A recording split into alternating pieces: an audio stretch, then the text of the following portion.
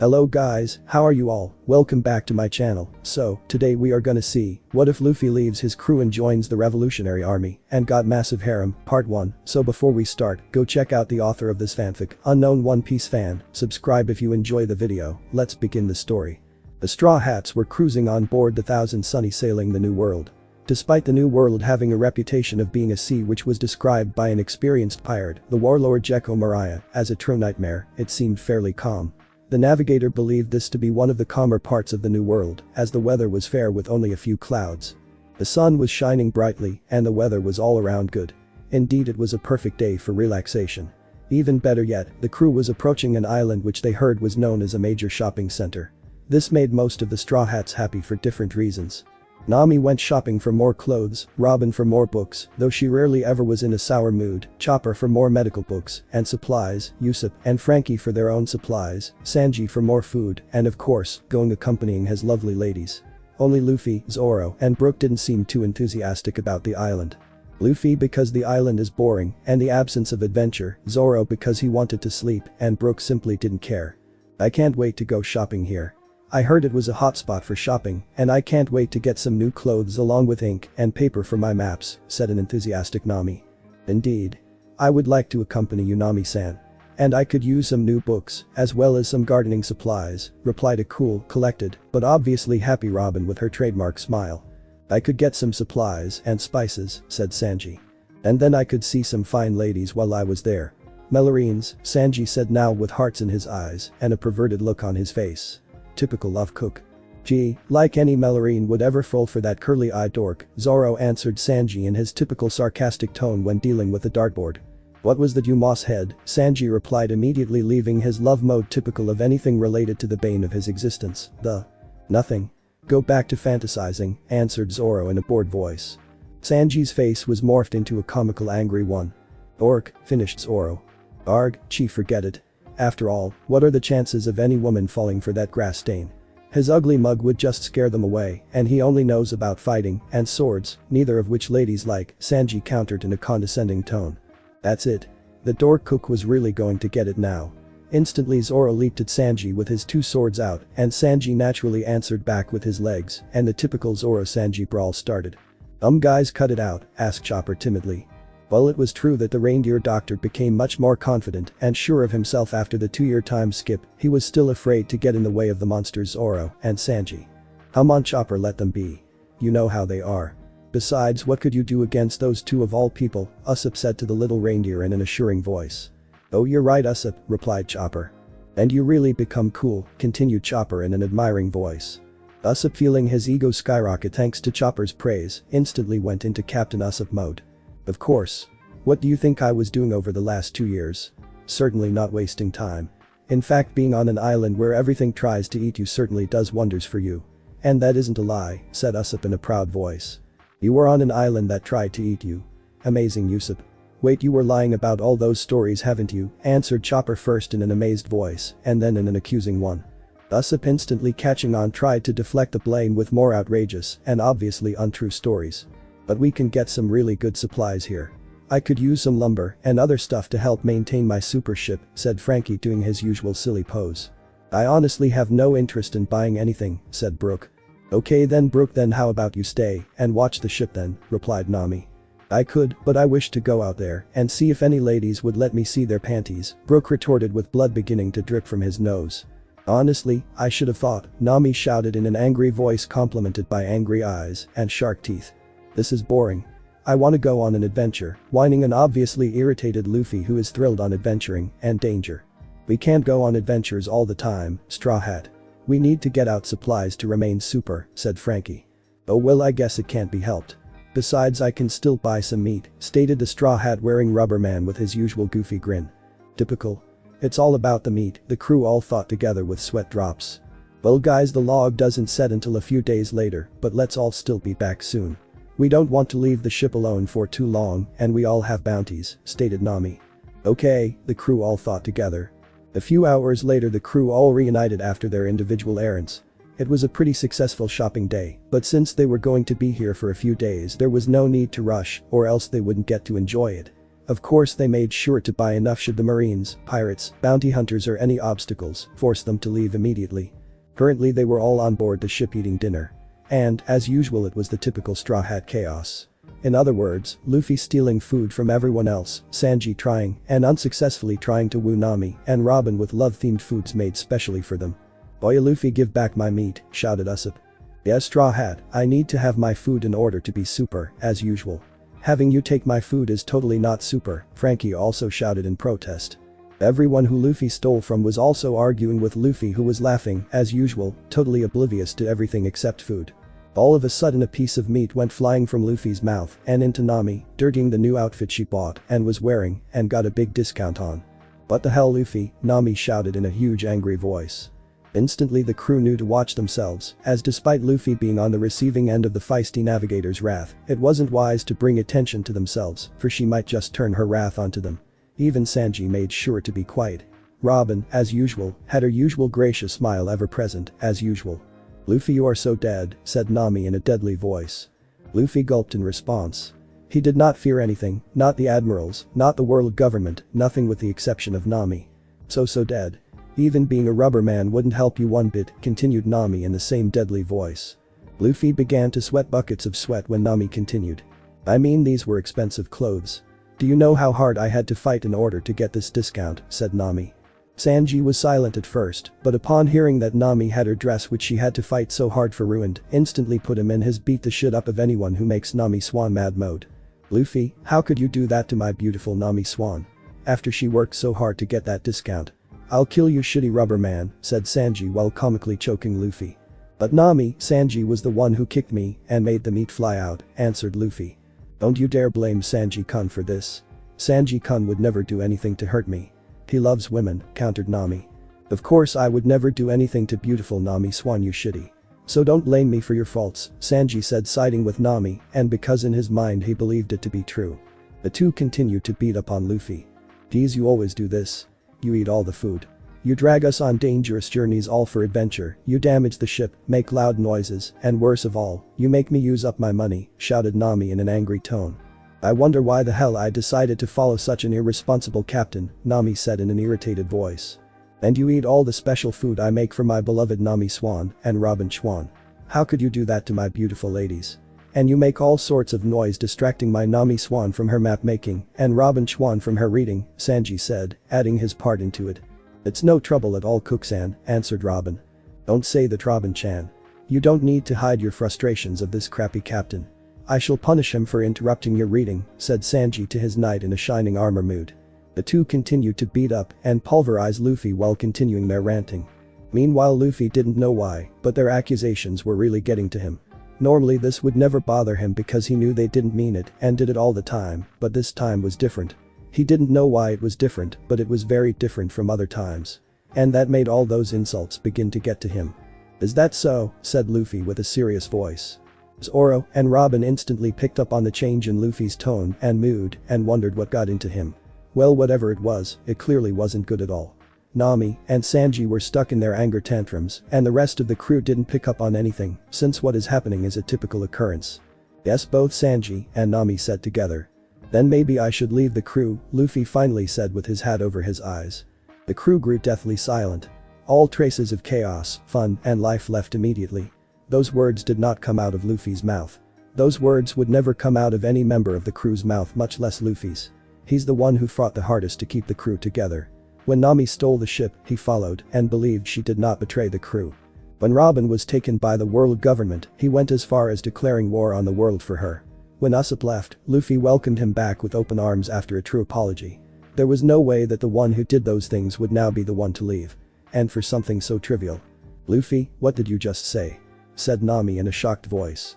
"You heard me. If I'm such a bad captain who brings so many problems, then maybe I should leave. That would solve all of our problems, wouldn't it?" said Luffy in a dark voice. Sanji too was equally shocked. Since when did a little argument go so out of control that one of their own would leave? And that person would be the captain.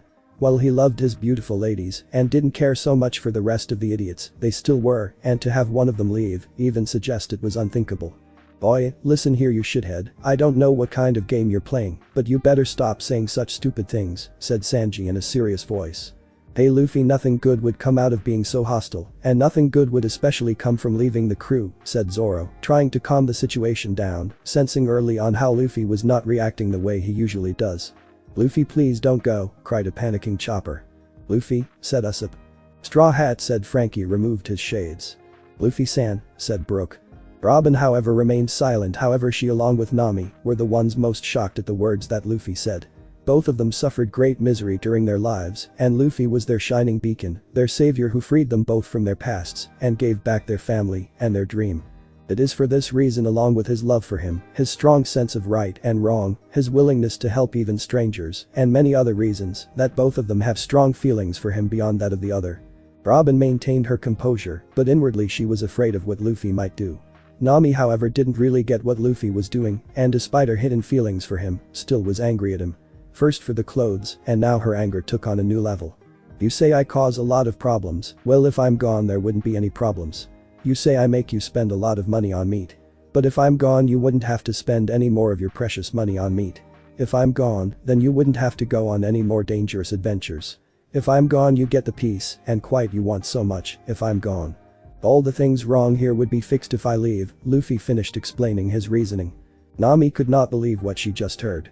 It was unusual for Luffy to give any sort of logical explanation and argument.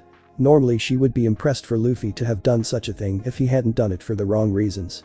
No matter what reasons there were, no matter how logical the argument is, no one should ever leave. And she didn't want to lose any of her precious, especially her captain.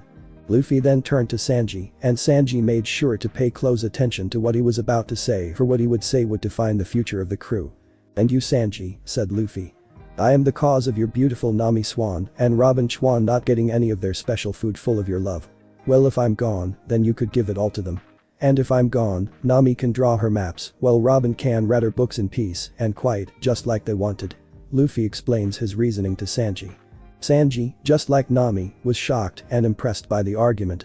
He would have complimented the boy captain had it not been for the worst cause. Luffy, what's wrong with you? How could you even suggest that? Nami desperately asked.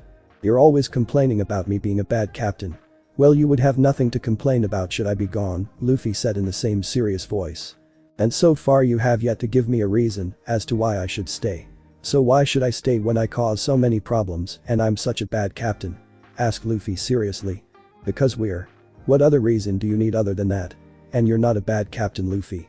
Yes, you're loud, make a lot of noise, drag us on dangerous adventures, make me spend a lot of money on meat, but you're definitely not a bad captain. Nami answered, desperately hoping to calm Luffy down and make him reconsider. Chopper, go give this idiot a checkup. He's giving reasoning that's stupid even for him, and he's talking crazy, Sanji asked the doctor. Unfortunately for the cook, the little reindeer doctor was crying at the thought of Luffy leaving. Zoro remained impassive, but he too was hurting inside. I can't believe this is happening, said Usopp in a sad voice. Me too bro, replied Frankie also in a sad voice. I can't believe what I'm seeing, said Brook also in a sad voice and with no skull joke attached. Robin continued to watch silently, as not only was her family starting falling apart, but the boy she loved was the cause of it. She would hate and kill anyone who tries to split her up, but she can't do that to Luffy. You have yet to give me a good enough reason to stay, and being this time isn't good enough, said Luffy.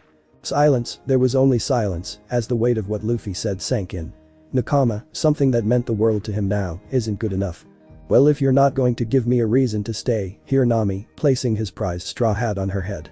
Nami took some time to adjust to better seeing Luffy. That hat is a symbol of a promise I made to Shanks that I would one day give it back to him, as Pirate King. But in order to be Pirate King I must have a strong crew. And since I no longer have that, I can never be Pirate King. That dream is dead. Luffy, Nami said in a hurt voice, as tears were beginning to form. Get yourself a new captain. A better one than me. One who isn't an idiot or makes you spend money or makes noise or leads you on dangerous adventures, Luffy continued.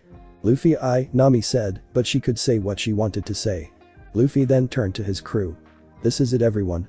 Sorry for all the trouble I've caused you, but you wouldn't have to worry about it anymore, said Luffy, as he looked at his crew for perhaps the final time. See you all, the last words that came out of his mouth as Luffy left the ship and his crew forever. The crew all followed him in hopes to stop him from making the decision that would ruin the crew forever. Luffy gets back here. Turn around, shouted Nami. Boy, get back here, Luffy, shouted Usopp. Please come back, Luffy cried and shouted Chopper. Straw Hat didn't do this, shouted Frankie, this time not making any use of the word super. Luffy-san, Brook also cried. Only Zoro and Robin maintained their composers, but closer inspection you could see Zoro's hand twitching and see moisture forming in Robin's eyes. However, both did a good job in hiding it. Despite all this happening, Luffy never turned around. The crew could only watch silently as their beloved captain, savior and friend disappeared before their very eyes. All the Straw Hats thought one thing. Luffy thought all members of the Straw Hat crew together. Luffy leaving, I know it's not the best reason, but it's tough making Luffy leave for anything. The only good reason I could think of was the one used in my other fic One Piece. Shippuden. You're just going to have to go with it. There is logic in what Luffy is saying. If he is the cause of all the problems, then him leaving would solve it. It has only been a little while since Luffy left the Straw Hat crew. The crew were all thinking different thoughts about this. But regardless of what they all thought, they still could not believe this was happening. They wished it was all a dream and they would wake up to hear Luffy's annoying yells for meat and adventure. Wake up to hear Sanji kick the crap out of him for disturbing him and his beautiful ladies, wake up to just being normal. But life was cruel and even more so a pirate's life. Luffy, one of their own, and their captain had left them. The crew was still feeling the after effects of Luffy's decision. Luffy, cried a sniveling Chopper. Thus it came down to hug the crying reindeer, for once not in a hug of fright but one of comfort. He too was struggling to hold his tears in. Frankie and Brook silently watched as the crew fell apart in grief and sorrow over it. They both could understand why, as they both held Luffy in high regards and his leaving affected them just as much. Zoro was silent during the whole affair. Despite his calm appearance, he too was shocked at the outcome. He had seen Luffy go to great lengths for his crew, and for him to just leave over a petty argument, he wasn't sure if he would ever trust him ever again. Robin was silent as she tried to be strong. While harboring feelings for her captain, she knew she had to be strong for the crew because now the crew needed its strength more than ever since they lost their strongest person. Next Robin, Nami took Luffy's leaving just as hard as Robin, even harder. She had feelings for the idiot captain, though she would never admit it, even to herself. But one thing she would not argue with was that she did not want him to go. But he did, and now she began to think that it was her fault her captain left. If she hadn't started that stupid argument, none of this would have happened. Sanji had already bitten down on his cigarette. That shitty captain, how dare he leave this crew? He had a responsibility, and now he is wrecking the crew apart and making his beloved ladies cry. He knew Luffy was selfish, but this was a new low for him. A low he could never forgive. Well, we should wait for the log to set, said Zoro neutrally. The crew all turned to Zoro, miffed at the fact he doesn't seem the least bit concerned about Luffy leaving. Zoro, damn you, how could you say that, shouted an angry Chopper. Yeah, you're even colder than those swords you carry, Frankie also shouted angrily. Zoro, what the hell is wrong with you, can't you see Luffy left, an irate Nami said. The effects of her hero's leaving was more present in her than anyone else. Morimo, you better have some good explaining to do before I kick your ass. The crew is falling apart and you just stand there talking like it's nothing, said Sanji angrily, who too was feeling like it was his fault Luffy left. Normally he would always admit that siding with the ladies was the right thing, but now he wasn't sure, not when siding with the beautiful ladies meant breaking the crew apart. Shut up all of you, said Zoro in a commanding voice. The crew all instantly got out of their somber and angry mood. Somber for Luffy leaving and anger at Zoro. We have argued over plenty of things in the past. Over which course to take, how much money we have, who gets what food, many things indeed. But one thing all of us have stayed true to was the fact that the crew should all stay together and help each other no matter what, said Zoro in an authoritative voice. The crew all recognized the seriousness of which Zoro was speaking. He was using the same tone of voice he used when they were discussing Usopp's return. They knew he was serious and they had to listen. That was the foundation of the crew. It was something our captain himself founded and was the embodiment of, continued Zoro. He may have been an idiot, but, as the captain and founder of this crew, he had to strive to be a role model for all his crew members. He had to do anything for his crew and do anything to make sure they all stayed together. Now he, the one who started all this, has turned his back on the very foundations he created when he started this crew. He has not only betrayed us, he has betrayed himself, turning his back on the very things he stood for by leaving the crew he founded. That cannot be forgiven so easily, said Zoro with a serious look in his eyes. The crew all looked shaken, but understood the importance of what he was saying. No matter what happened, Luffy should have never left the crew. There is something else, Zoro said, and then paused for greater effect. The group all listened attentively. Luffy is normally an idiot. But when he does say things that make sense, they may not necessarily be right, but they are things he truly believes in. Like when he told Vivi that it wasn't right to not expect anyone to die. Someone else might argue otherwise, but you cannot deny the logic behind it. It makes sense, even if you don't believe it yourself. Likewise with Mariah, beating him may not have necessarily returned our shadows, but Luffy truly believed it would. Likewise, Luffy explained why he believed he is the cause of all the problems of the crew. He truly believes that he was right, even if he may not have been, explained Zoro. The crew all knew what Zoro was saying was true. When Luffy did make sense, he was usually right, but even if he wasn't, he still believed he was right until proven otherwise, which has yet to happen. I would not allow Luffy to return to this crew unless he offers a sincere apology. When Usopp left, it was the same thing, so it would be no different now. No, it would be different, Usopp may have been, but he wasn't the captain. Also when he left because he wanted to keep Mary out. Also there was his own insecurities. Those reasons, while not enough to leave, were at least understandable. Luffy on the other hand left for reasons which were petty. He left over arguments that in the past never bothered him. An apology is needed from him, or else there is no place for him, continued Zoro. The captain who is willing to abandon the crew so easily will only make the crew fall apart, Zoro further declared. The crew all looked down knowing he was right. Luffy is my captain too. I too was affected, said Zoro in a much more vulnerable voice, and in that moment, two memories came back to both him. Zoro remembered losing badly to Mihawk and then crying to Luffy that he would never lose again. Him, the monster, the demon was crying. Also he remembered giving his life for Luffy when Kuma came to capture him. For the same man Zoro cried and nearly died for to just betray him like this, he too was hurt. Sanji likewise at the same time remembered those two memories and knew that the swordsman would be affected just like everyone else. With the exception of Nami and Robin, he may have taken this the worse, perhaps even more than himself. It's interesting that despite all their bickering and fighting their minds were connected by those same two memories. However, Zoro was the first mate and he needed to step up to keep the crew together. If Luffy truly believes he was right, then even if he does come back, he may not apologize. If that's the case, it would be best to leave him on this island, Zoro said. But Zoro, pleaded Nami. No buts, retaliated Zoro. Nami looked like she wanted to argue, but kept silent. Nami-san, let it go, said Sanji in a consoling voice. Me and the Mosshead may not agree on many things, but what he is saying is right, finished Sanji. The log sets in a few days. If Luffy was indeed angry, then a few days should be enough for him to blow off his steam. When he comes back he should be in a calmer state of mind and apologize. We have a few days left, so we'll wait for Zoro to finish. The crew all agreed and decided to wait. The mood was somber, having lost their shining beacon, and things were more mechanical, done, as if simply to keep a sense of normalcy, not out of sheer joy or fun. They waited for a few days, and on the last day their tensions were at an all-time high. It was the last day, and they waited for Luffy to return. This would be the last chance they would get for the boy captain to rejoin, but Luffy never came. The crew reluctantly left to continue sailing the further seas without their captain this time. A month later. In a vast fortress, a young man wearing a green cloak and typical revolutionary attire was walking into a large throne room.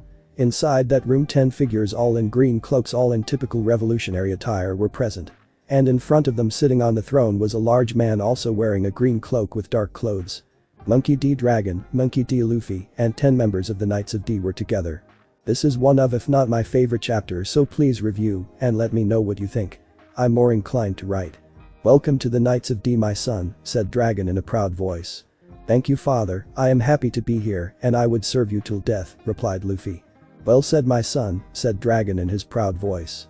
But still it's hard to believe that this scrawny kid is actually one of us, never mind that he is Lord Dragon's son, said Hannibal. Do not underestimate him, he is Lord Dragon's son after all. He carries the blood of the strongest through his veins, Electra said. Even before he awakened the will of D, he has performed some incredible feats like taking down a warlord Crocodile quickly, Jury said. Crocodile was a weakling, trash like him isn't worthy of joining the revolutionary army and fighting for our great cause. Defeating him is a simple affair. Anyone who can use it can do it, Hannibal countered. But he invaded all 3 of the world government strongholds and even declared war on the world government to save Nico Robin, the light of the revolution, said Monroe. She was only given that name to gain her trust. Her sole purpose for being the light of the revolution was to make it easy to form an alliance with Luffy since he was so determined to become Pirate King and stay with his crew, making him join the army would have been impossible, replied Sabo.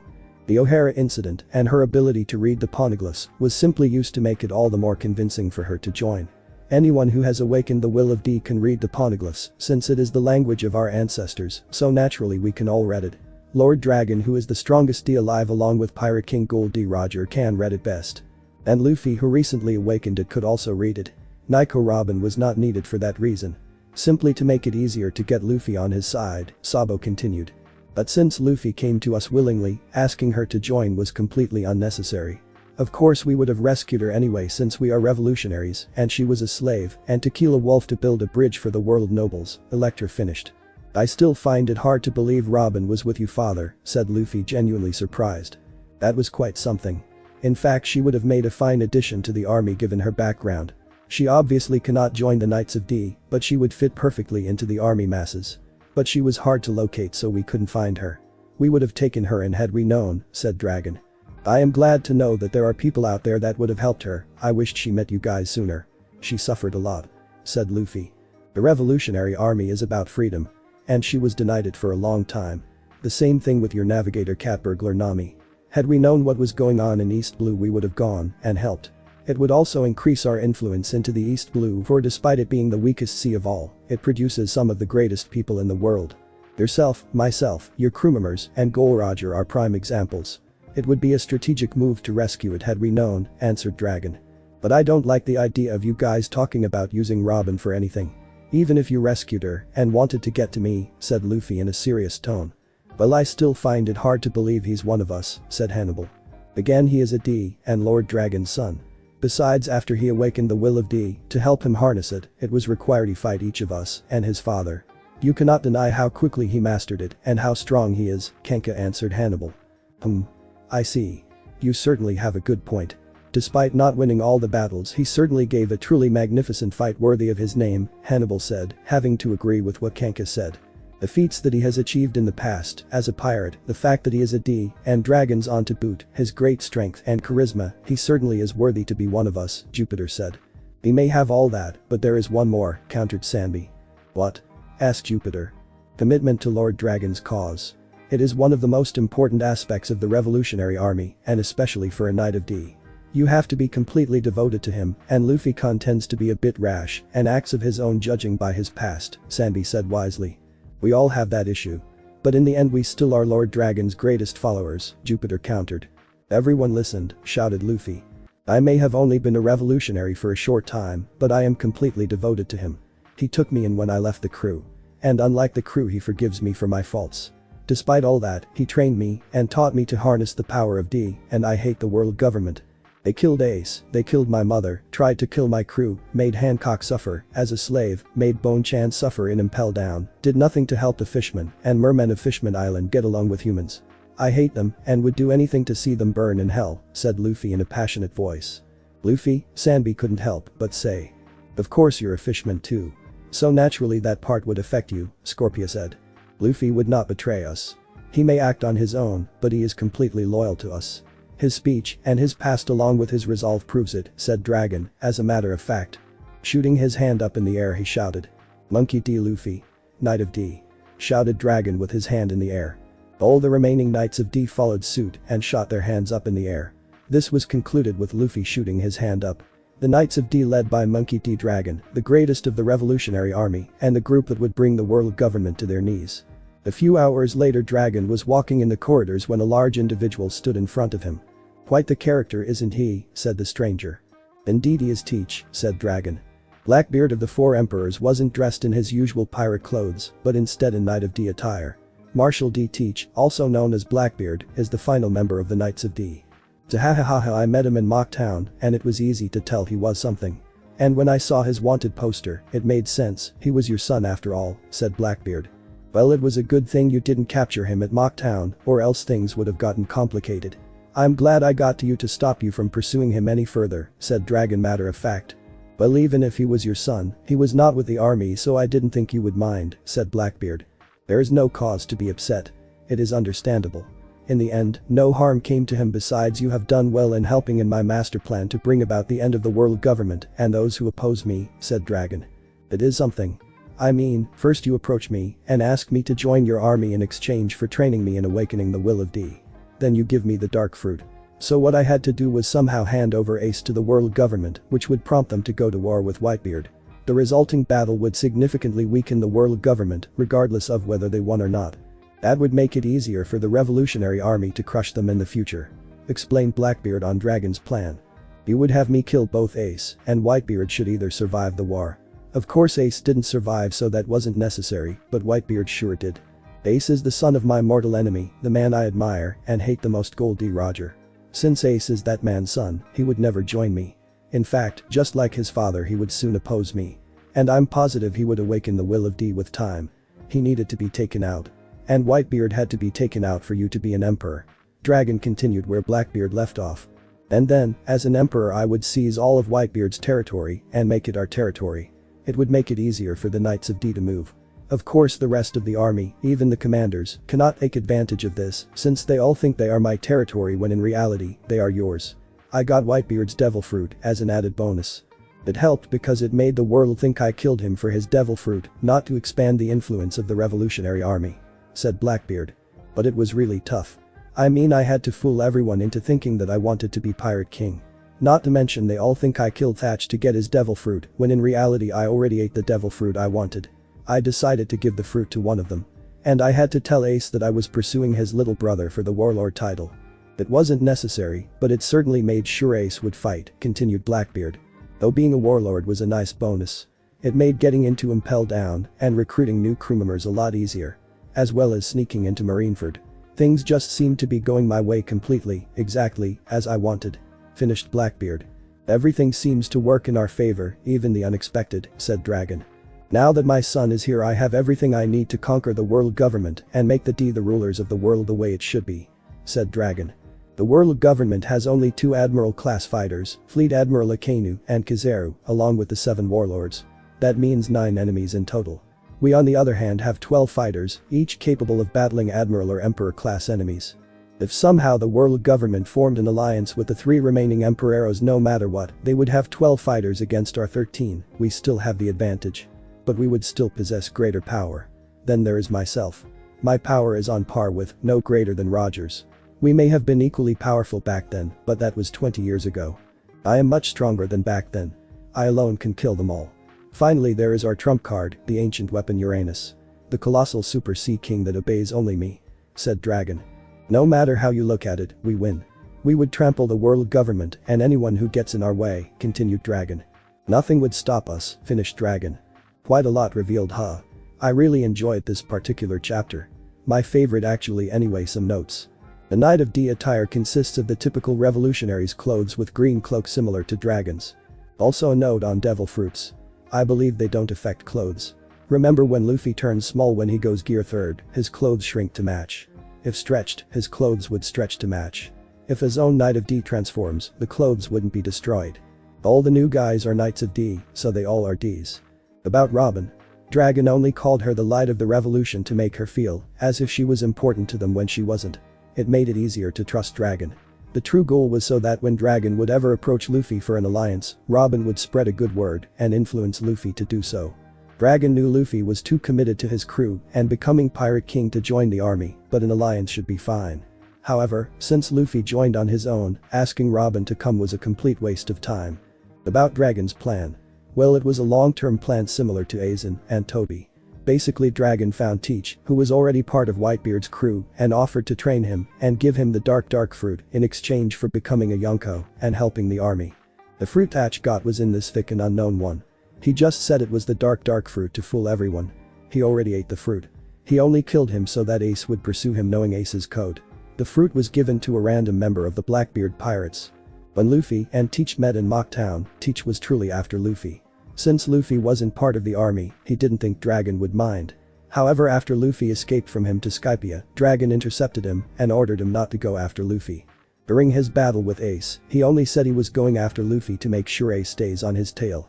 Dragon wanted Ace gone because Ace is Roger's son. Roger and Dragon have a history which will be revealed in due time. Since Ace is Roger's son, Ace would never join him, in fact he would oppose him, so Dragon wanted to get rid of him at once. He could have done it easily, but Ace was under Whitebeard's protection. And despite Dragon being much stronger than Whitebeard, he still does not want to challenge Whitebeard directly. Handing Ace to the world government achieves 3 things. First, it makes it easier to kill Ace with the whole war going on. Both Dragon and Teach know that Whitebeard would go to war with the world government to save his sons. Secondly, the war with the Whitebeard pirates would weaken the world government and the Whitebeard pirates to the point where Teach could kill Whitebeard himself and Ace should he escape, as well as allow Teach to steal Whitebeard's powers. It wasn't exactly guaranteed that Teach would become an emperor, but he has 2 devil fruits, knows Whitebeard's territory, and killed an emperor, so Dragon was confident he would become one. Finally, it would significantly weaken the world government so the revolutionary army could take over in due time. It made the seas more chaotic, thus forcing the world government to spend more resources on it in the long term. Finally, Luffy does not know about Blackbeard being a revolutionary. Dragon kept that secret, which is why he was absent when the rest of the Knights of D were present. "The time is near," said Dragon. "Time for what, father?" asked Luffy. "Time for what? Isn't obvious. Time to invade Mariagewa," replied to Dragon. "Already, father?" asked a perplexed Luffy. "Why, yes, Luffy," confirmed Dragon. "Truth be told, I wasn't expecting to have the invasion of Mariagewa this soon. In fact, the invasion wasn't supposed to take place for several more years, but you joining certainly sped things up," explained Dragon. "I am very selective when it comes to choosing members to be part of the Knights of D. Each must have great power, be a D, have all 3 types of, and have awakened the power of D. Each of these requires luck, as you should know," continued Dragon. "It's really tough finding people who meet each of these. And even if they do, they need to have the most important thing. And I believe you know what that is," said Dragon. "Be loyal to you, your army, and your cause," answered Luffy, immediately knowing that this was the most important aspect. Not just for the Knights of D, but for all members of the Revolutionary Army. "I wasn't expecting to find another candidate to become a member of the Knights of D so soon. And I certainly wasn't expecting it to be you of all people in this world. I was at Lodetown to see if there was a possibility, but I could immediately tell that would never happen," said Dragon. "So to think that you would join my army of your own free will. Even now it still surprises me. And you already met quite a few of the requirements to be a member of the Knights of D, and I fully believed that you would be able to awaken the power of D, since you are my son. And despite being here for only a short time, your loyalty was certainly with me," continued Dragon. "But even if you were the perfect candidate to become a knight, I still did not expect you to become a member so quickly. It takes years to master the power of D. You achieved it in just a few weeks. That is the fastest of any D in history, including myself and Roger. Not only that, I thought it would take years for you to become loyal enough to the army for the rank. Yet it took a few weeks. Truly, I did not expect things to go so well," finished Dragon. "Thank you, father. But it was thanks to your training, as well as the battles with the other knights, that I was able to become this strong. Sure, I was brought to the brink of death several times, but in the end, it was worth it. I am now strong enough to serve you and help you crush the world government," answered Luffy. "Well said, Luffy. Spoken like a true Knight of D," replied Dragon to Luffy's speech. "Anyway, your joining occurred at the perfect time. You see, this year is the world government's Council of the Kings. Also known as Reverie," said Dragon. "Reverie, what's that? I think I heard about it a few times back on Fishman Island, but I can't remember what it is about," asked Luffy. "It's sort of a gathering of major figures of the world government. It takes place every 4 years. Important people from all over the world would be gathering there. Kings, princesses, politicians, and other high-ranking people from different islands, cities, and kingdoms would be present to discuss world affairs. We are going to invade during this year's reverie," explained Sabo, just entering and joining the conversation. "Welcome, Sabo, glad you could make it," said Dragon to the most powerful member of the Knights of D. "Greetings, Lord Dragon," Luffy-sama greeted Sabo politely in his usual monotone aloof voice. "You too, Sabo," greeted Luffy back. "Well, as I was saying, many high-ranking officials would be there. The Gorosei and the Tsukuyobido should be there as well," Sabo explained further. "Those heartless bastards. The ones who ordered the destruction of Robin's homeland and made her life hell. And those stuck-up bastard Tsukuyobido. If they are going to be there, I want to be there, as well as kill them all," said Luffy in an angered voice beginning to leak out. Of course, both Dragon and Sabo were not even fazed by Luffy's, as both are powerful, experienced warriors of D, so neither were intimidated in the slightest. Furthermore, with so many high officials present, it's only natural that they would have high protection. Because of that, many vice admirals would be there as well. Also, Admiral Kizaru, Fleet Admiral Akainu, and World Government Commander-in-Chief Kong would be there as well. Explained Sabo. "Akainu, that bastard who killed Ace. He is the one I want to kill the most. Hey Dad, Sabo, during the invasion, I want to be the one to kill Akainu," said Luffy in a deeply angry and hateful voice while clutching his chest from feeling his scare throb at the mention of Akainu's name and the prospect of killing him. At the same time, hate was coming from him. "We can't make any promises. Akainu is the fleet admiral for a reason. He earned that position by battling an admiral-class enemy for 10 days straight. And since Aokiji was an admiral at the time, he had great mastery over, which made it even harder for Akainu to defeat. Whoever faces Akainu during the invasion will have to go all out and fight with the intention of killing him, explained Sabo. The Shichibukai are also given invitations to come and serve as bodyguards, but it is optional, and usually all of them except Kuma ignore it, said Sabo. Kuma, thought Luffy. What is it? Asked Dragon. Well, Kuma did save us back at Sabati Archipelago. So I wanted to thank him for saving me and my crew, said Luffy in a soft voice. Dragon and Sabo both had their eyes shadowed. I see.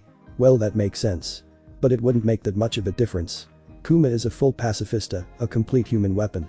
He no longer has any free will of his own. You would have trouble thanking him because of that, said Dragon in a soft voice. But I still wanted to thank him, said Luffy. Both Dragon and Sabo were silent for a moment. Very well. But only if you see him first. It is all-out war, so the knights would not be holding back, said Dragon with a regretful tone. Luffy himself had his eyes downcast. However, said Dragon suddenly. At this, Luffy quickly perked up. I would have the knights try to avoid Kuma to give you the opportunity. Sabo, can you handle that? Asked Dragon to the leader of the Knights of D. It shall be done, Lord Dragon, answered Sabo in a respectful tone. Father, asked Luffy. Luffy then paused for the next question because it was one he needed to know. Will Alabasta and Ryuga Kingdom be there? Luffy asked the question. Both Sabo and Dragon narrowed their eyes and had serious looks on each of their faces. It was known that Luffy defeated Crocodile and saved Alabasta Kingdom and became good friends with Princess Vivi in the process. Also, it was known that Luffy defeated Hody Jones, saving Ryuga Kingdom, and also became good friends with Princess Shirahashi, the current reincarnation of the ancient weapon Poseidon. Simply asking about those two showed that Luffy still held deep loyalty to him, despite swearing allegiance to the Revolutionary Army. Of course, it was a curious question, and they needed Luffy, so they decided to answer. Yes, both Alabasta Kingdom and Ryuga Kingdom received invitations to attend this year's reverie. So it is likely that King Nefertari Cobra and Princess Vivi, both of Alabasta, along with King Neptune and Princess Shirahashi of Ryuga Kingdom, would be present. Answered Sabo with his eyes narrowed and keeping a sharp eye on Luffy. Vivi, Shirahashi, thought of Luffy, who began to reminisce on the memories he had with the two. I see, said Luffy finally after a few moments. Also, Luffy, one more thing. We still have time before the invasion of Mariagewa, so I have a special mission for you, said Dragon. What is it? Asked Luffy. I want you to kill Big Mom, Dragon stated. Big Mom, you mean the Emperor of the Sea? That is correct. I believe that after you saved Fishman Island that you would have some issues with her. So I figured it would be best to send you Dragon. Luffy then remembered the events of Fishman Island and how Big Mom was willing to destroy it because of some candy. She was willing to kill Shirahashi, Hachi, Kami, Papig, Neptune, the Neptune Princes, and all the people because of some candy. He then remembered how he declared war on her and how he'll beat her in the New World and make Fishman Island his territory. Of course, the way he is now, he obviously can't make Fishman Island his territory, but he can still protect the people of Fishman Island by killing Big Mom. I'll do it, father, said Luffy with steel and finality in his voice. Very well, you are expected to leave immediately, said Dragon. Of course, you are needed for the invasion of Mariagewa, so you'll need to finish Big Mom, be back here, and completely healed for the invasion. So you have a fairly narrow time frame to work with. Can you handle it? Asked Dragon. Yes, answered Luffy with an affirmative nod of his head. We still have quite a bit of time before Reverie actually takes place. During that time, a few loose ends are needed to be tied up. One of which is the execution of Big Mom, said Dragon. Like what? Asked Luffy. Just some loose ends, nothing for you to worry about, replied to Dragon. Well, for now, you focus on your mission. Go, ordered Dragon. Okay, said Luffy as he left. When Luffy was gone, Sabo and Dragon continued to converse. Despite being very loyal to the army, he still clearly is attached to his nakama, said Sabo, voicing his concerns. Well, that is true. But in the end, his loyalty to us exceeds his loyalty to his, rebuked a confident Dragon. Still, he clearly cares for them. That might be a problem, said Sabo. That's true. But I don't think it would become that big of a problem unless we actually harm them. As long as we are not responsible for them getting hurt, he should remain loyal to us, said Dragon. And if it comes down to one of us harming him, Sabo asked, voicing the million-dollar question. Dragon was silent for a moment. I suppose we would have to do what needs to be done. We are so close to conquering the world government.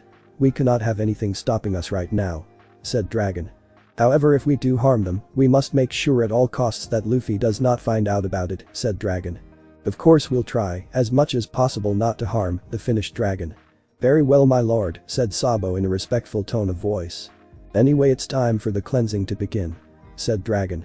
I see, said Sabo. There are clearly a few revolutionaries in the army who would not approve of an assault on Mariajois and would try to stop us. They would have to be killed, said Dragon. The Vankov is one of them. That freak would be more interested in protecting the subordinates than achieving our objective. He too would have to be disposed of, said Dragon.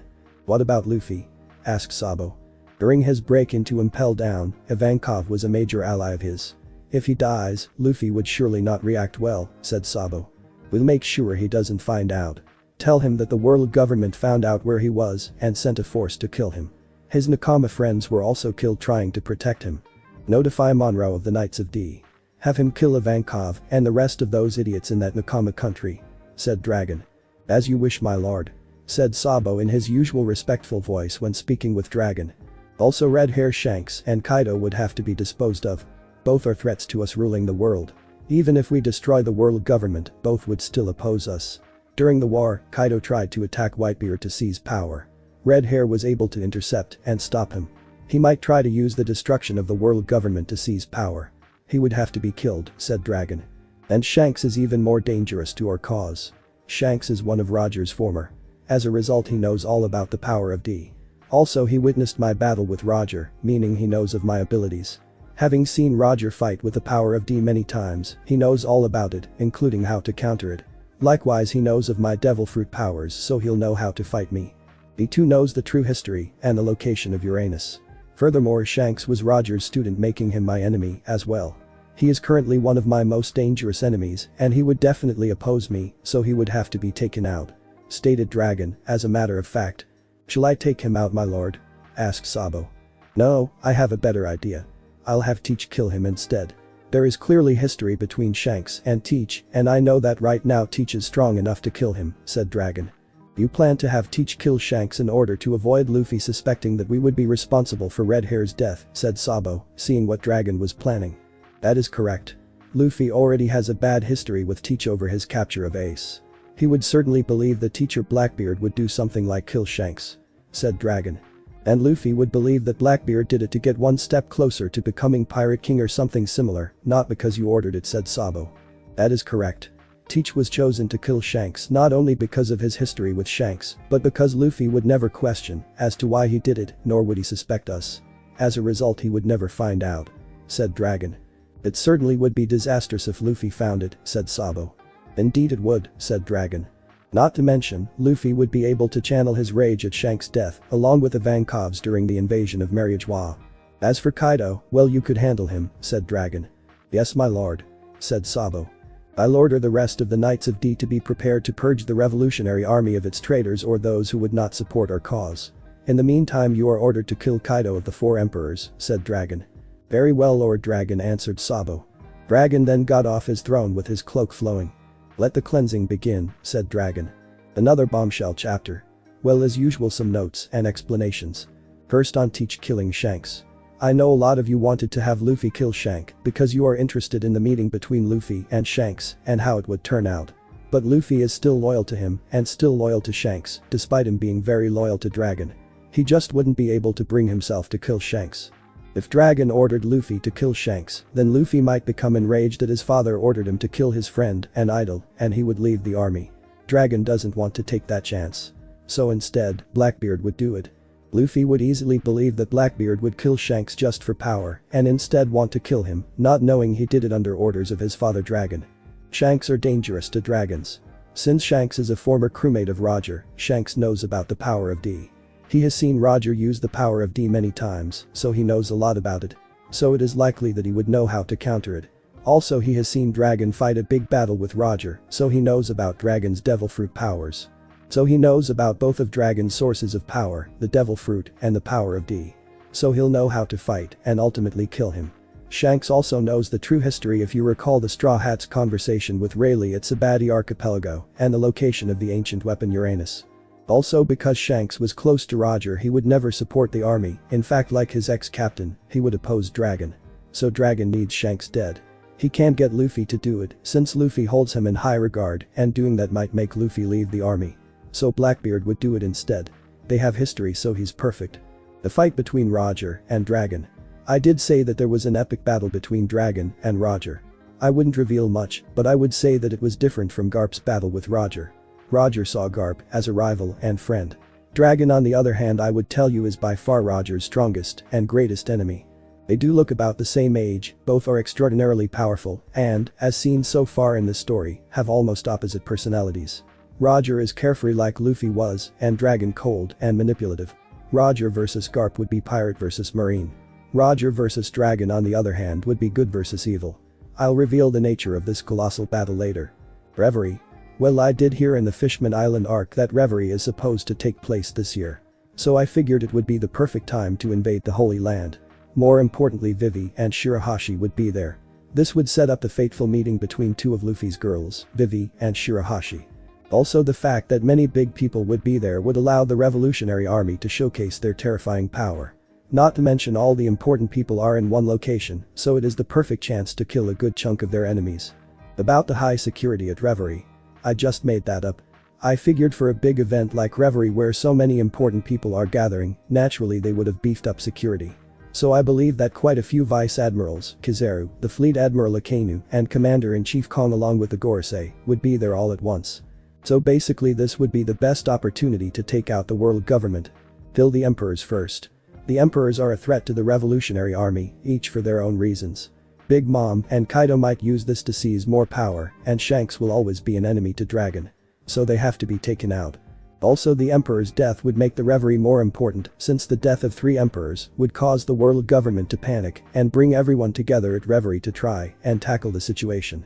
About Luffy seeming a bit softer and awk. Well, he had to be awk for the story to work. So sorry about that. And if the time skip was too long, it would mean Reverie has already passed and the Straw Hats would become too strong if the time skip was too long. Also I didn't want him to appear heartless or too cold. I wanted him to still care for everyone. I just don't see how he could have a harem if he is completely cold-blooded. Luffy mastering the power of D in a few weeks. Well, Luffy basically created Gear 2nd right after seeing CP9 perform Zoro. And the time skip between that and invading Eni's lobby was just a few hours. So in a few hours, Luffy basically invented Gear 2nd on the spot. Not to mention that Rayleigh said that 2 years would not be enough for anyone to master just one type of. Luffy on the other hand in a year and a half mastered all 3. Let's face it. Luffy grows extremely fast. Dragon finding it tough to find another Knight of D. Well, the requirements are you must be extremely strong, have all 3 types of, be a D, and awaken the power of D, each requires luck, so to have all 4 is just hard. Truth be told, Dragon wasn't expecting to find another knight in years. But he did not expect Luffy to join the army. The invasion took place so soon. Well, if I had to wait for Reverie in another 4 years all the Straw Hats would be too strong for the knights.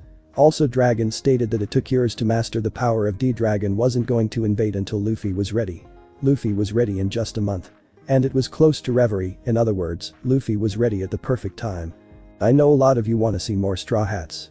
But this is a war, so I'll need to move between the Straw Hats and the Knights. Don't worry, the Straw Hats will get their time. Sanji will definitely react to the death of Ivankov and the Nakama. Usopp would react to the death of Shanks thinking his father might have died too. Also the Straw Hats should know that Vivi and Shirahoshi would be at Reverie, so naturally they would be interested. They will be concerned that Vivi or Shirahoshi were hurt. Dragons are evil. He now orders the killing of his own men. Trust me, the story would reveal even more evil things about him. He is the main bad guy and the strongest. His devil fruit is the storm fruit. Storm fruit. Ability to create and control storms and storm elements at will. Wind, clouds, rain, thunder, lightning, tornadoes, snow, and hail, they all answer to him. It is a Paramecia type and probably the most overpowered in this story. I'll reveal more later. Luffy killing Big Mom. Well, Luffy did declare war on Big Mom. This way he is still kin to helping his crew. It will also make things more interesting during his inevitable confrontation with Shirahoshi. Deep in the New World, one of the 4 strongest pirate crews in the world, the Red Hair Pirates captained by the infamous Red Hair Shanks, who was one of the 4 Empowers of the Sea, was currently on an island deep in the New World. The crew was happily being themselves, their usually cheery selves that showed that this crew is the one that indeed was the model for the Straw Hats pirates. Both crews were very similar, both were led by a powerful captain who loved his crew and loved to party and have good times, both were tightly knit crews, and both were extremely powerful. Of course there were two main differences, the first being the size. The Red Hair Pirates were obviously larger than the Straw Hats, the second being the composition, where the Straw Hats had some of the most bizarre crewmates of all pirates' crews, which included a talking reindeer, a cyborg, and even a living skeleton. Nonetheless, the Red Hair Pirates were partying like there was no tomorrow. "Alright everyone, let's party till we drop," shouted a drunk over-enthusiastic Shanks. "Sure thing, Cap," replied one of the crew of the Red Hair Pirates. "Geez, I swear Shanks, you would party over anything," said the first mate of the Red Hair Pirates, who despite his serious composure couldn't help but smile at his captain's antics. "That's the captain for you," said Lucky Rowe, the fat crewmate. "The chances of this guy ever turning down a party is the day I'll retire as a sniper," said Yasip, father of Yusuf and sniper of the Red Hair Pirates. "Gee, like that'll ever happen, I'd definitely sooner say that you'll retire as a sniper than Shanks turning down a party," replied another crewmate of Shanks. "Ahahaha, no way in hell would I ever turn down a party," replied Shanks. "See, told you," said the same crewmate. Shanks continued partying, laughing, and generally having a good time when all of a sudden I felt a feeling take over him. He couldn't describe this feeling, but he could definitely say that it wasn't a good one. He could pass it off as just a fleeting thing, but Shanks was no rookie. He was an experienced pirate who traveled with the greatest pirate ever, the Pirate King Gol Roger, as well as now currently one of the 4 emperors of the sea. Experience told him that this feeling was a sign. An omen that something bad was going to happen. He learned a long time ago, perhaps from his mentor Gol Roger, along with his years of experience, both with the late Pirate King, along with his own crew, that you cannot ignore these feelings. These feelings are as important to a captain as a log pose is to a navigator. It is what steers you on the right path. And right now these feelings were telling him of something really bad happening. This was followed by a physical feeling in 2 places. The first was on his lost arm, where he sacrificed it to save Luffy. The second was on his scarred eye, which had 3 scars that were given to him by Blackbeard, who right now was equal in rank with Shanks. The feeling in his eye told him that whatever was going to happen, Teach was going to be related somehow. Likewise, the feeling in his left arm suggested that something was happening to Luffy, and it was big. But he couldn't understand why he would have both of these strange feelings together. However, right now he couldn't do anything about it. Beckman, Shanks' trusted first mate, noticed the change in his captain's demeanor.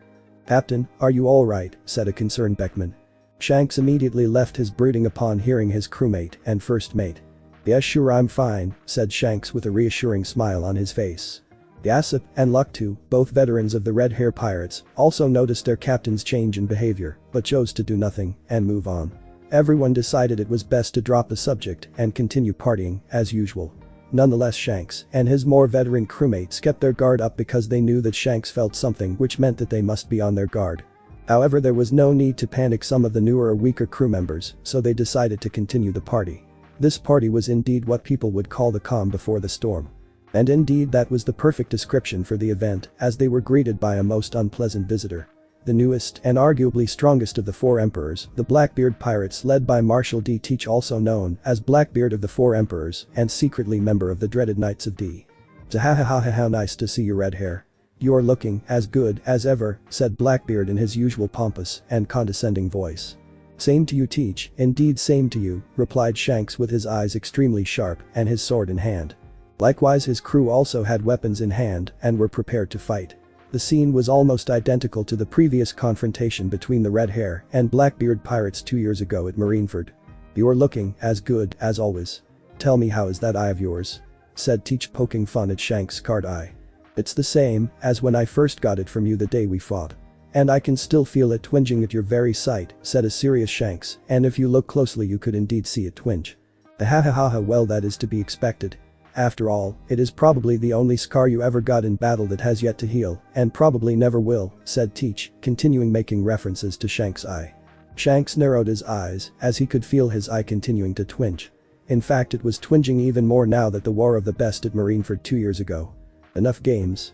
What are you doing here, Teach?" "No, Blackbeard," said Shanks, finally getting to business. "Zahahaha, as hostile as ever, Red Hair. The way you are right now, Shanks, is the same as you were 2 years ago when we last met. The same look in your eyes and sword in hand. This really is deja vu," said Blackbeard with his usual attitude. "We are both emperors of the New World. And you know that any emperor who comes into the territory of another emperor without permission is equal to a declaration of war. And I doubt I would ever give you permission to enter my lands. So again, what are your intentions for showing up here? Said Shanks with his voice raising. No need to get all hostile there, red hair. After all, we have so much history.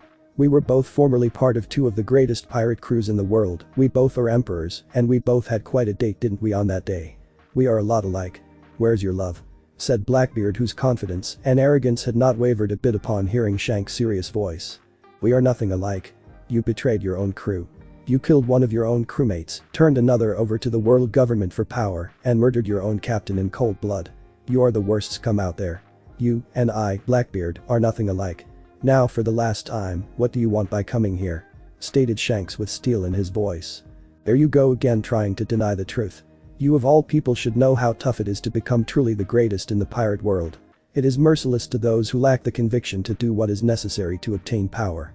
You have to do what you must in order to become truly great, said the teacher, who finally started talking about something serious. I killed my crewmate Thatch and stole the devil fruit he found. Then I turned over Ace to the world government so that I could become a Shichibukai. Using the privileges granted to those who obtained the title of Shichibukai, I was able to get access into Impel Down to recruit new crewmates. I believe you already met them back at Marineford. Also, I was able to kill my ex-captain, Whitebeard, as well as steal his devil fruit powers. I am the first person in history to have 2 devil fruits. I have some of the world's most heinous criminals as my subordinates and have conquered all of Whitebeard's territory. Thus, as a result, I became a member of the 4 Emperors of the Sea and that much closer to becoming Pirate King. I did what was necessary to become what I am today. You too had to do what was necessary to become the great pirate that you are. You know this to be true. Blackbeard explained his actions. Shanks listened to his explanation with his eyes shadowed by his hair. It was clear to everyone, even those who didn't know him personally, that he was in a seriously bad mood and took what Blackbeard said personally. So that's it, huh? That's it. All the terrible things that you've done. All the pain that you've caused. All the people, both pirate and marines alike, lost their lives during the war 2 years ago. All that was because you thought it was necessary to achieve power and become the Pirate King, Shanks said in a low voice with his eyes still shadowed. The whole world knows what I did. But do they know the truth? Do they really know what happened or just what they read in the newspaper? Said Blackbeard in a cryptic yet still arrogant tone. What do you mean? Replied Shanks, who was now confused. The world knows I defeated Porta's D-Ace, or should I say Gold D-Ace, and handed him to the world government, becoming a Shichibukai in the process. The world knows I entered Marineford and killed Whitebeard and stole his devil fruit powers, becoming the first person to have 2 devil fruits. The world knows that I became one of the 4 Emperors of the Sea. But do they know the whole truth? The truth of what really was going on when those events transpired, continued Blackbeard. Damn it, what the hell are you trying to say here, Blackbeard? Said Shanks, who was becoming more confused by the minute. Likewise, his crew were equally confused. A few tense moments to add even more tension to the suspense that was currently going on. Zahahaha. Fine, I'll tell you the truth. You see, everything that I have done so far was under orders of a higher power, said Teach, finally releasing the bombshell. Silence. That was all that was present. It is incredible how the atmosphere can change so drastically with the utterance of a single phrase. The phrase higher power was enough to change the entire complexion of the whole confrontation. Not just this one, but the whole new age that they were currently in after the Golden Age, which ended with Whitebeard's death. The War of the Best was one which indeed changed the world. 3 warlords were lost, Blackbeard, Mariah, and Jin, along with the death of an emperor. Indeed, it was a war which changed the world. And now Shanks and his crew just found out that the man who manipulated the entire war was working for someone else. This was too much for everyone, especially Shanks. The entire crew, especially Shanks himself, was in a state of shock after hearing this. What do you mean, Blackbeard? Are you saying that everything you did was because someone ordered you to? Shouted a still perplexed Shanks. That's right, red hair, everything I did was under orders of my leader, said Blackbeard. Everything I did was under his orders. Defeating Ace and handing him over to the world government, which would prompt Whitebeard to go to war with the world government to save him. And then entering the war and killing Whitebeard. Even taking the title of emperor. Everything was because I was ordered to. Said Blackbeard. Of course, some things I did on my own. For example, killing one of Whitebeard's crewmates was done specifically to get Ace to follow me. Telling everyone I wanted to be Pirate King was also my choice to make everything easier. Likewise, getting the Shichibukai title simply made things easier to carry out his orders. I honestly didn't care about it, nor even needed it to begin with. It did allow me entrance into Impel Down, as well as made sneaking into Marineford easier. Also, getting Whitebeard's power was a huge bonus. Continued Blackbeard. Of course you're entering, and stopping the war of the best was suspected by my leader who knows you somewhat, so he ordered me not to engage you. Honestly, I wouldn't have engaged you anyway if I was given a choice. However, if he did order me to fight you, I would naturally, said Blackbeard. So who is this leader you speak of? And how does he know me? Asked Shanks the most important question. Oh, it is someone who you are very familiar with, said Blackbeard. Then with a maniacal look on his face he finally said Monkey D. Dragon, leader of the Revolutionary Army. That name was met with reactions from everyone of the Red Hair Pirates. Monkey D. Dragon was the most infamous and most dangerous figure in the world, even more feared than the Pirate King. If Roger was the pinnacle of pirates, then Dragon was the pinnacle of all those who opposed the world government. Dragon is so feared that he is known worldwide as the world's most wanted man. In fact, he wanted Gol Roger himself when he was alive. All the members of the Red Hair crew had gasps on their faces. But the one with the biggest reaction was none other than Shanks himself. Dragon, said Shanks with his face in a scorn. Memories of that dangerous man came back to Shanks like a movie projector. Shanks could still remember that man. How extraordinarily powerful he was that the Roger pirates thought he was a god. How he came so close to killing his former crew, his captain, and destroying the world by attempting to awaken the ancient weapon Uranus. However, Roger was able to stop him. However, Roger wasn't the type to kill his enemies, which was why he let Dragon live. The mere mention of that man's name is enough to send a chill down his spine, which is something considering that, as one of the 4 great pirates of the New World, nothing should scare him. I knew the moment I heard his name that he was the leader of the Revolutionary Army. And from reading in the newspapers that his full name was Monkey D. Dragon only confirmed that it was the same guy from 20 years ago, said Shanks with an extremely hateful look on his face. The moment I heard he was alive, I knew I would have to do something to stop him. But, as leader of the Revolutionary Army, he was mostly liberating countries from the world government and freeing people from slavery. He didn't seem to be doing anything bad. I thought his defeat at the hands of Captain Roger changed him for the better, so I never bothered. It looks like I was wrong. But to think he was doing something as big as manipulating a whole war, that just seems crazy. At the same time, I'm not surprised considering it is him of all people. Something like this is something he would surely do. Not to mention it's possible for a man like him, said Shanks. I guess I shouldn't be surprised that you're working for him. I mean, it really took me by surprise when you said that you were working for someone. Someone like you who has 2 of the strongest devil fruits and is one of the 4 emperors. For someone as strong as you to be working for someone else, that person must really be somebody extremely strong. But now finding out that it was Dragon, it doesn't surprise me one bit. Extremely strong is an understatement to describe that man. He was equally as strong as Captain Roger, said Shanks. Equally as strong as Roger. Zahahaha. How wrong you are. You see, they may have been on par with each other. But that was 20 years ago. Lord Dragon has gotten much stronger since then. He is now the strongest being in the world, said Blackbeard. Shanks could only grit his teeth knowing that Blackbeard was right. And that meant that even if he wanted to stop Dragon, at this point he couldn't. Especially now that he had an entire army backing him. Teach, seeing the despair on Shanks' face, couldn't help but taunt him even more. Zahahaha, I bet now you wish you hadn't saved Luffy's life and given him your straw hat. After all, he is the son of your captain's greatest enemy, said Teach in a taunting voice. Luffy may be Dragon's son, but he is not Dragon himself. He has done nothing wrong. He is not like Dragon, said Shanks in a firm voice. Oh, is that so? Well, you see, things are different now. He is no longer the little boy whom you gave your hat to, said Teach still in his taunting voice. You're right, he is not. He is now a man who will return my hat to me and become the king of the pirates. You wouldn't know since you never wanted to be king of the pirates to begin with, said Shanks countering Blackbeard's statement. Zahahaha. I wouldn't know. I know more than you think. You see, I am a member of Dragon's greatest fighters, the Knights of D. And guess what, Luffy is one of them, said Blackbeard. The look of utter horror was seen clearly on Shanks' face. He could not believe what he just heard.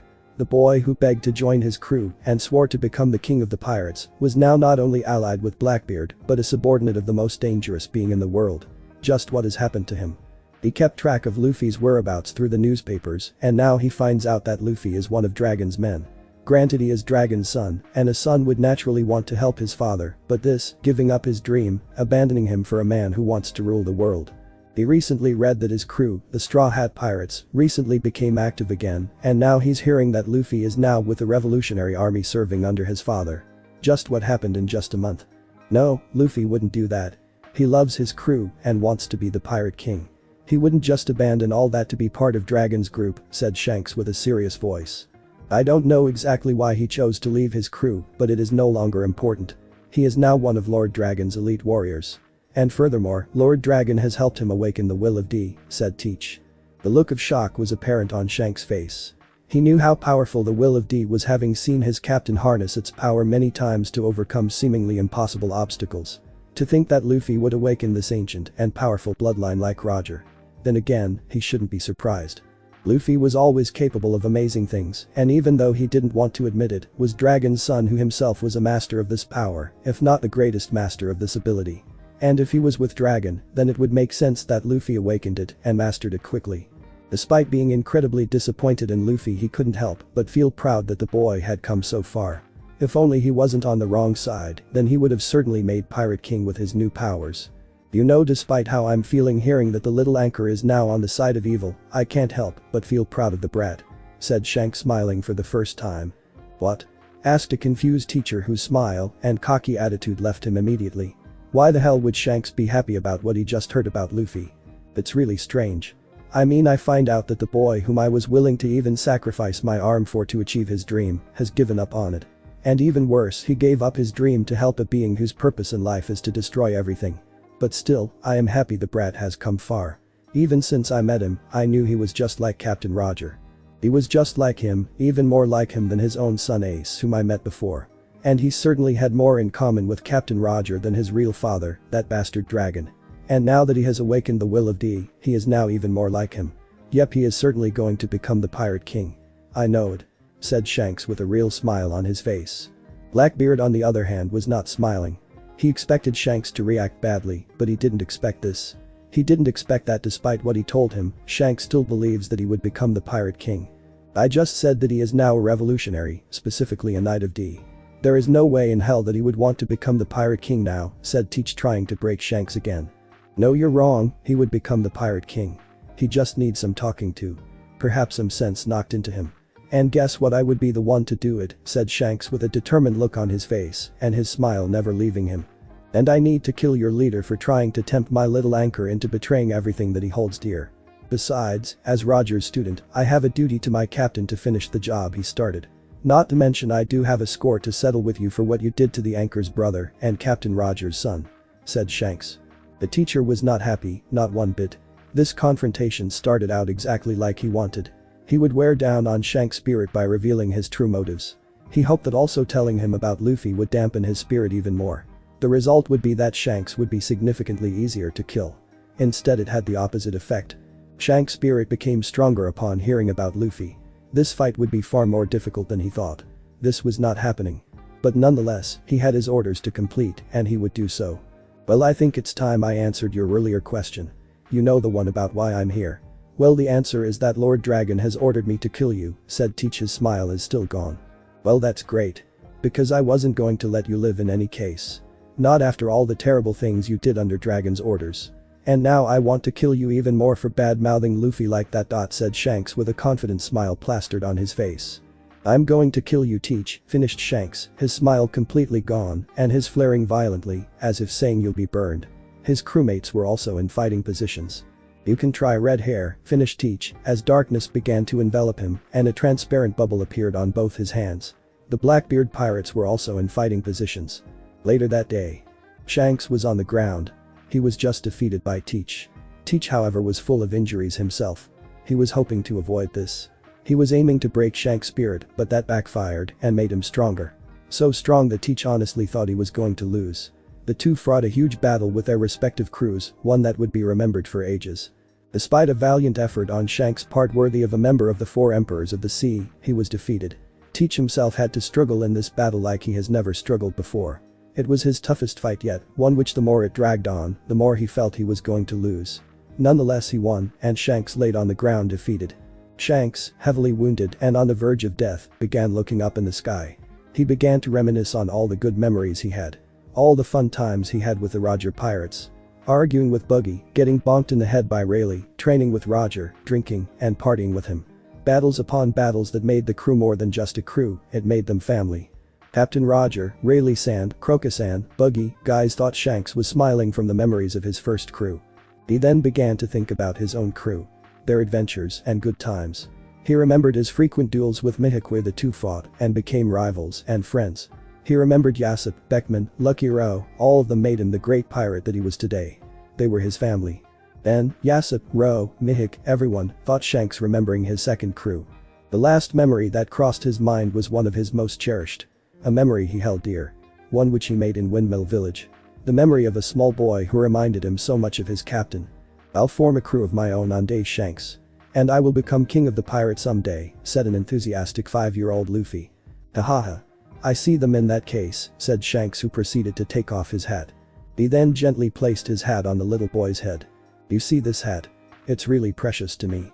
I want you to take good care of it for me. And return it to me when you become a great pirate," said Shanks with a gentle smile on his face. Shanks' ship was leaving, but he continued to look at the crowd, specifically the little boy who was in the arms of a woman named Makino. The little boy was crying while he held the hat in his hand. "I want you to return the hat to me in good condition. When you become a great pirate," said Shanks in his mind, as Luffy continued staring at each other. As the ship began distancing itself to the port, the two continued to have their eyes fixed on each other, as if in their own little world. "We'll meet again someday, Luffy.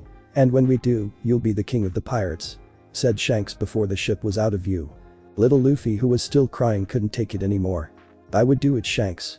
I would definitely become king of the pirates. You'll see," shouted a crying Luffy. With his back turned, no one could see the tears falling from Shanks' eyes as he smiled. "Captain Roger, you would definitely be happy if you saw this, though, Shanks." Shanks was finally back to the present, as his eyes were now tearing from all the wonderful times he had.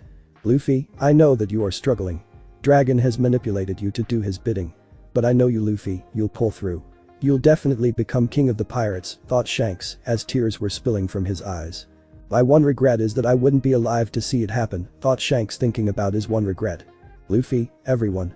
Thank you," though Shanks with a smile on his face, as he finally collapsed from his wounds. It has finally happened. Red Hair Shanks, captain of the Red Hair Pirates, formerly a member of the Pirate King's crew and member of the 4 Emperors of the Sea, was dead. The rest of his crew looked on, all of them crying at the loss of their captain and friend. In another part of the New World, Monkey D. Luffy, son of the revolutionary leader Dragon and the Libra of the Knights of D, was currently pursuing Big Mom of the 4 Emperors of the Sea. He was ordered to kill her. While traveling, he got a strange feeling. A feeling as if someone was touching his shoulder. He looked behind and saw no one. Yet for some reason he couldn't help but think of his mentor and friend Shanks. Despite having cast aside his past upon joining the Revolutionary Army, he still held his precious people in high regards. Shanks included. Shanks, thought Luffy, though he didn't know why. Nonetheless, he had to continue his mission to kill Big Mom. As a member of the Knights of D, failure wasn't an option. Yet still on the way, he couldn't help his mind from wandering to Shanks. There is it, guys. The latest chapter. Well, first, I know a lot of you are getting frustrated that you haven't seen any of the Straw Hats yet. I mean, this is One Piece, and One Piece is about the Straw Hats. But this is the final war, so again I'll have to give all the necessary characters their due. Next, about if an emperor goes into another emperor's territory without permission is a declaration of war. I just made this up. But it would make sense. I mean, 2 of the strongest pirates in the world in the same place. Something is bound to happen. Also, when Shanks came to Whitebeard. Whitebeard knew Shanks when he was a brat and knew he wouldn't just come here for a fight without good reason. That's why there was no way between the two. Continuing on, the first part of this chapter was more or less the calm before the storm. A party before a dreadful event happens. And this dreadful event would be the battle between Shanks and Teach, which results in Shanks' death. About Shanks' feelings. Well, Luffy does have a 6th sense for danger. And since the series emphasizes the similarities between Luffy and Roger and Luffy and Shanks, then Shanks should have a similar 6th sense for danger or terrible events. Blackbeard taunting. Well, Blackbeard does have a habit of conversing with his enemies, even extremely strong ones, which is what he was going for here. A lot of Blackbeard's actions during the war were not necessarily Dragon's orders. For example, Dragon simply told Teach to hand Ace over to the world government. He never said how. Blackbeard was the one who came up with the scheme to kill a crewmate and have Ace pursue him, knowing Ace's code. Also, certain things were just bonuses.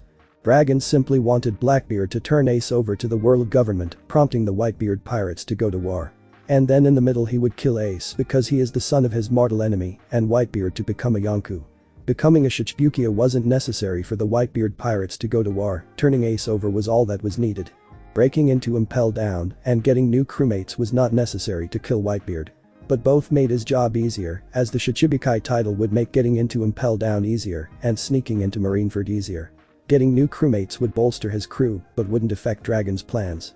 It would however make his crew stronger and thus more of a competitor to becoming an emperor, as well as, by extension, make the revolutionary army stronger. Also, stealing Whitebeard's devil fruit was not necessary, but it was a bonus. It would make him stronger and thus more likely to become an emperor. And him becoming stronger would naturally mean the Knights of D are stronger. Again, most of his actions were not necessary, but optional. Dragon suspected Shanks would enter the war of the best, knowing him from Roger's crew. So he ordered Teach not to engage him. Of course, Teach knows how strong Shanks is, so he wouldn't have fought him anyway, unless specifically ordered to by Dragon. So the nature of the battle between Dragon and Roger is finally revealed. Dragon attempted to unleash the ancient weapon Uranus onto the world. But Roger was able to stop him, however he didn't kill him. And now Dragon is back stronger than ever.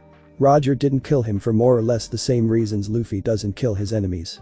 Shanks didn't pursue Dragon at first because of what Dragon was doing. Dragon was already defeated by Roger and prevented from unleashing Uranus. Also, Dragon was doing things like liberating lands and freeing people from slavery. He was doing anything bad, so there was no reason for Shanks to pursue him. In fact, because the things he was doing were good things, Shanks thought Dragon turned over a new leaf. How wrong he was. Teach attempted to first weaken Shanks' spirit by telling him about his true motives and about Luffy. This would make it easier to kill him, as he knows Shanks is a strong fighter. Unfortunately, that plan backfired badly, and Shanks is even stronger than he was before. The teacher did not see that coming, so the fight was even harder than he imagined. Shanks' reaction to hearing about Luffy. Well, Luffy wasn't the type to just cry and wallow in misery after hearing about his crewmates. He is the type who would smile more and beat up whoever was responsible. Shanks, who is similar to Luffy, is the same.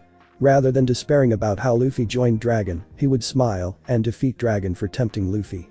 But first he has to defeat Blackbeard, who was partially responsible for the death of his captain's son Ace and bad-mouthing Luffy.